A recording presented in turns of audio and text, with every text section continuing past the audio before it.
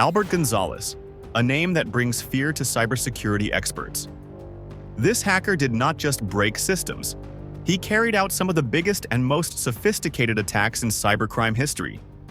In 2007, he put over 130 million credit cards on the black market by stealing data from giants like Heartland Payment Systems and TJX companies.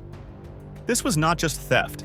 It was a real cyber shock that made the world rethink its approach to security.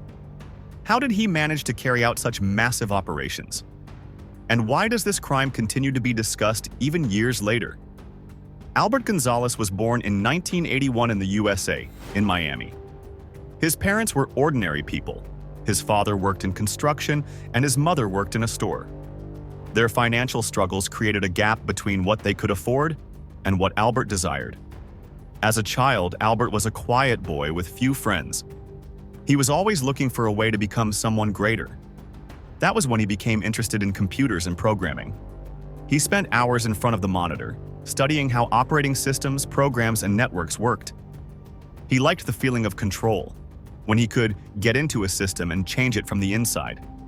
At just 15 years old, he tried to hack his school's computer system to get his classmates' grades and improve his own results.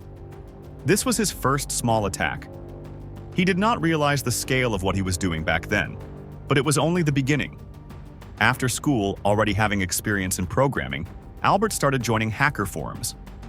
One of his first serious crimes was stealing personal data from small online stores, where he gained access to credit card information. This was money that belonged to ordinary people, but for Albert, it was just a way to test his skills. His first earnings were not huge, just a few $1,000s, but it helped him understand how this world worked and how he could use his technical skills for personal gain. During this time, he met other hackers through dark web forums, where he began taking part in bigger projects. He was not a leader, but his skills attracted attention. At first, his role was secondary. He helped hack small targets to make money for himself and his team. In 2006, Gonzalez decided to move on to more serious business. He created his first botnet, a network of infected computers used to steal people's credit card data. He started targeting bigger victims, moving from small online stores to major companies. The work was very difficult because he had to use complex hiding methods to leave as few traces as possible. He chose companies with weak security systems, and as a result, he stole millions of credit cards. In 2006, after several big attacks, Albert was able to steal more than $20 million. This was his first big success, which made his name famous in the world of cybercrime. The biggest attack on security systems made by Albert Gonzalez happened in 2007.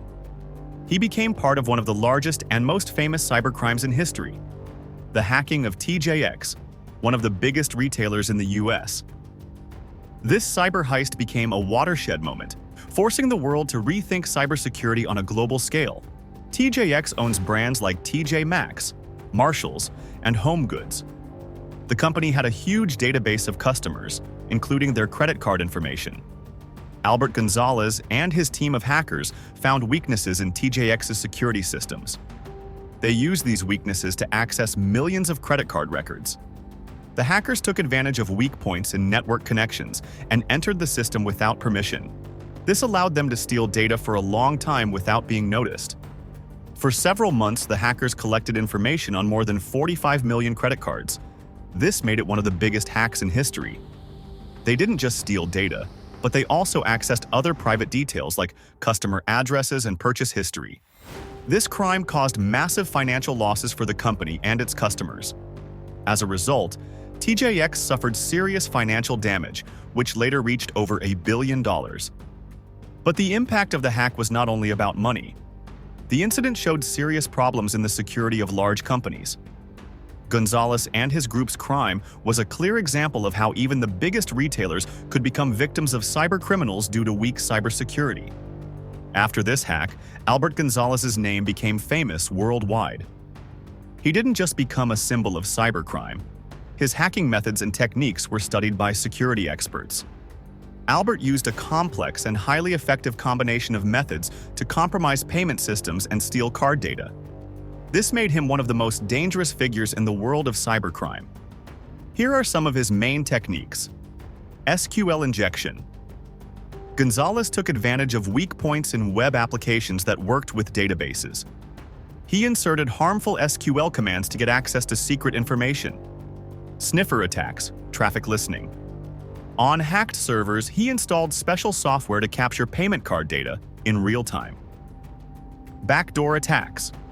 After getting initial access to networks, he installed backdoors that allowed him to return and keep control over the systems without being detected. Using zero-day vulnerabilities. Gonzalez and his partners used security weaknesses that were not yet known to the public. These allowed them to bypass even the most modern security systems.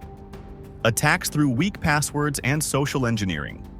They gained access to company networks by guessing weak passwords or tricking employees into revealing private information. Encryption and evasion techniques. To avoid being detected by antivirus programs and monitoring systems, Gonzalez encrypted stolen data and used proxy servers and VPNs to stay anonymous. This impressive combination of methods allowed him to break into the networks of large companies and steal millions of credit card records, causing billions in losses and making the whole world think about the security of digital systems. But while Albert was successful at work, his personal life was more complicated. His interest in technology became an obsession over time. All his relationships were shallow, and he rarely found time for personal connections. Rumors say that he had a partner, Lauren, a colleague in hacker operations who had a similar view of the world. They worked together, but their cooperation ended in tragedy when Lauren was arrested during one of their operations. Losing Lauren was a hard blow for Albert, and from that moment, he became even more cautious with people. Even though he never showed it, the pain of that loss remained inside him. In 2008, after years of tracking him, Albert was arrested. His arrest marked the end of his activities, but not the end of his influence. His crimes were massive, and even behind bars, his name remained a symbol of deep and intellectual cybercrime. After Albert Gonzalez's arrest, many believed that his name would slowly disappear from the cyber world. But that was far from the truth. Even though he was in prison, some of his associates continued working under his instructions, using his skills and ideas. Albert still had influence over other cybercriminal groups, and his technologies remained at the forefront of the hacker world. Even in prison, he became a legendary figure for young hackers who wanted to join his team or at least communicate with him. Through intermediaries who visited him, he was able to keep coordinating his followers and even develop new methods for future crimes. His life in prison did not feel like a punishment, but more like a temporary break for planning new attacks. In prison, Albert changed his strategy significantly. If before he used his skills for fraud, stealing money, and hacking networks, now he started focusing on cryptocurrencies, spreading malware, and even creating fake crypto exchanges. These allowed him to make transactions without leaving any traces. One of the biggest innovations that Albert may have left behind was the development of so-called virtual machines. These allowed hackers to run software on remote systems, hiding their attacks and enabling them to use bots and programs through secure services. These methods made it possible to carry out large-scale operations with stolen data without raising suspicion. In the past, attacking a system required physically accessing servers or installing special equipment. But now, with virtual machines and Tor networks, hackers could remain completely anonymous, disappearing into the vastness of cyberspace. Albert left behind several followers who continued his path, trying to improve encryption systems and create new attack vectors. In 2017, one of his students, who worked under the pseudonym Beacon, managed to hack one of the world's largest cryptocurrency exchanges, stealing over $50 million in Bitcoin. It was an impressive achievement, and even Albert, sitting behind bars, could not help but feel proud. His technological discoveries were becoming new tools for new generations of hackers. But along with these successes came new challenges. An alliance of international law enforcement agencies, including the FBI, Interpol, and Europol, began increasing pressure on cyber criminals, using the latest methods to fight hacker groups. And although Gonzalez could no longer return to his old work, his ideas and methods remained important for future attacks. His name became a synonym for an intellectual criminal who did not use brute force but relied on intelligence and technological tools to steal more than anyone else. Albert Gonzalez's obsession with cybercrime was not accidental. For him, it was not just a way to make money, but a way to express his intelligence, a kind of game played at the level of global corporations. His skills were so advanced that it seemed as if he was always several steps ahead, predicting the actions of his victims and law enforcement. He was not just an ordinary criminal who wanted money. For him, every hack was a challenge, a way to prove that even the most secure systems had weaknesses. Psychologists who studied his case after his arrest noticed that Albert had a rare talent for analysis, strategy, and manipulation. He could break into not only systems but also people's minds, making them do what he wanted. His social engineering skills were on the level of top spies. One of the main reasons why Albert Gonzalez was so hard to catch was his ability to adapt. With every new breakthrough in cybersecurity, he found a way to bypass the defenses. Albert left behind several followers who continued his path, trying to improve encryption systems and create new attack vectors. For example, when large companies started implementing more complex encryption systems, he developed methods to intercept data before encryption. When improved intrusion detection systems appeared, he created methods to attack through trusted company employees, using social engineering and phishing attacks. His team worked like a real corporation, with a clear division of responsibilities, an analytical approach to every attack, and detailed planning. They even used fake companies to get jobs in real corporations to gain access to internal systems. As we remember, Albert Gonzalez was arrested in 2008 after a large-scale investigation into his hacking activities. In 2010, he was sentenced to 20 years in prison. According to the official sentence, he was supposed to be released around 2028.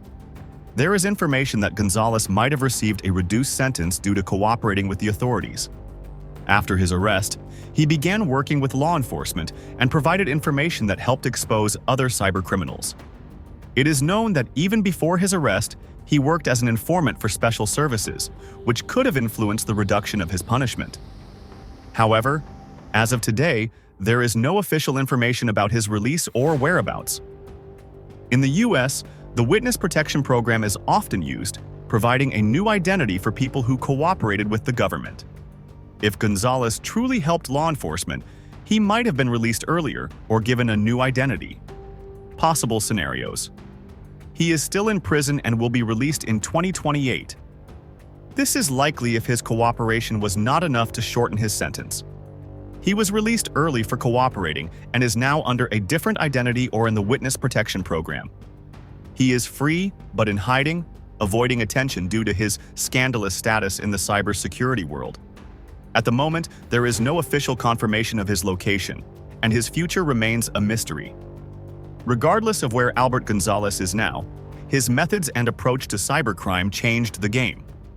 His masking technologies, data theft techniques, and ways to evade law enforcement became the foundation for new generations of hackers. Because of his actions, major corporations and government institutions were forced to rethink their security systems, implementing more complex protection algorithms. However, the paradox is that the more complex security methods became, the more inventive hackers became, using the same principles that Gonzalez developed. Cybercrime has reached a new level. Now, it is not just about stealing data, but also manipulating cryptocurrencies, creating fake platforms, attacking artificial intelligence, and even influencing the global financial system. The story of Albert Gonzalez is more than just the biography of a hacker. It is the story of a man who used his talent not for creation, but for destruction. His name may disappear from newspapers, but it will not disappear from underground hacker forums. And perhaps, decades from now, new generations of hackers will still be quoting his methods, using them to break into systems we cannot even imagine today.